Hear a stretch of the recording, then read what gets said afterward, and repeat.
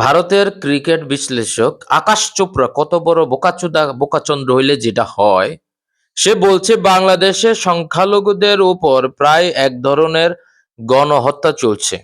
এরে বোকাচোদা বোকাচন্দ্র, তোমাদের দেশে সংখ্যালঘুদের কি অবস্থা? মুসলিমদেরকে যেখানে সেখানে ধরে স্লোগান ধরায় দিচ্ছ, যেখানে সেখানে বলো বলি করে দিচ্ছ। তোমাদের দেশের সংখ্যালঘুদের নিয়ে তোমরা আগে কথা বলো, নিজের ঘর শান্ত রাখো, তারপর বাংলাদেশের দিকে নজর দিও। আর বাংলাদেশে যে ঘটনাগুলা ঘটছে, এই ঘটনাগুলা বাংলাদেশের মানুষজন যথেষ্ট প্রতিবাদ করছে। বাংলাদেশের আইন শৃঙ্খলা বাহিনী মূল হোতা সহ ঘটনার সাথে যারা জড়িত তাদেরকে গ্রেপ্তার করছে।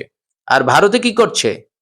মদদ দেওয়া হচ্ছে। এই যে আকাশ চোপড়া, সে নিজ দেশের সংখ্যালঘুদের নিয়ে কখনো কথা বলেছে? সে বলছে বাংলাদেশে সংখ্যালঘুদের প্রায় এক ধরনের গণহত্যা চলছে। একমাত্র বাংলাদেশই এমন একটা দেশ যেখানে হিন্দু, মুসলমান, বৌদ্ধ, খ্রিস্টান কোনো ভেদাভেদ নাই। বাংলাদেশে মুসলিম হিসেবে আপনি আলাদা ট্রিটমেন্ট পাবেন, আলাদা সুবিধা পাবেন, এই ধরনের কোনো সুযোগ নাই। উল্টো দেখা যাচ্ছে বাংলাদেশে হিন্দুরা স্পেশালিস্ট অনেক জায়গায় সুবিধা পায়, তাদেরকে এগিয়ে দেওয়া হয়।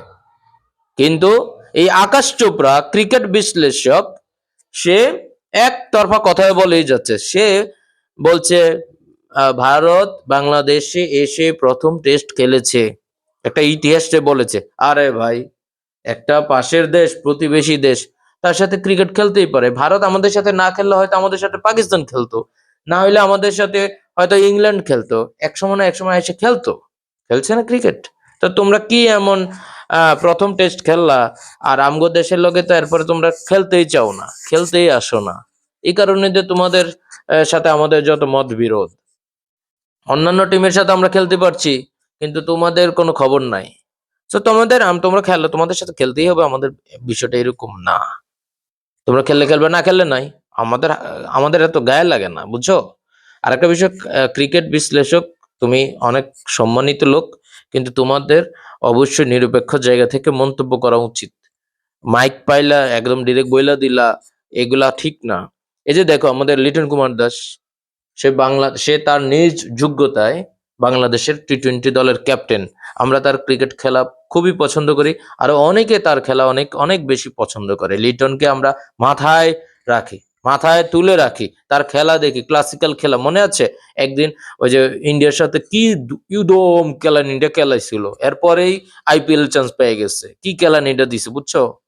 সো এইরকম আমাদের অনেক প্লেয়ার আছে, অনেক প্লেয়ার আছে যারা খেলছে। সো কথা যেহেতু বলবা, একটু ভালো করে বলো। এইসব গণহত্যা মানে কি? গণহত্যা বুঝো তুমি? গণহত্যার সংজ্ঞা কি? গণহত্যার সংজ্ঞা কি?